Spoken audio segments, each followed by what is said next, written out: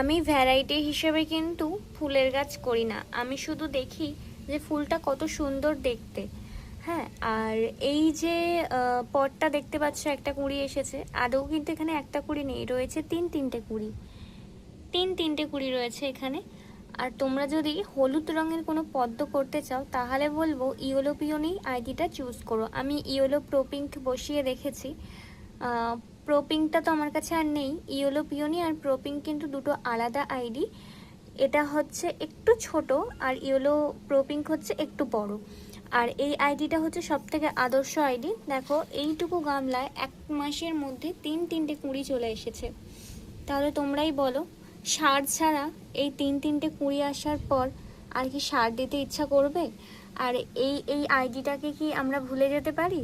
তো আমি সাজেস্ট করব, যারা হলুদ রঙের পদ্ম করতে চাইছো তারা কিন্তু এই ইয়েলো পিওনিটাকে চুজ করতে পারো। তো তোমার ভিডিওটা কেমন লাগলো অবশ্যই কিন্তু কমেন্টের মাধ্যমে জানিও, আর কোন আইডি কার কাছে আছে অবশ্যই জানিও। আর ভালো লাগলে একটা লাইক, কমেন্ট আর চ্যানেলটিকে সাবস্ক্রাইব করে দিও। টাটা।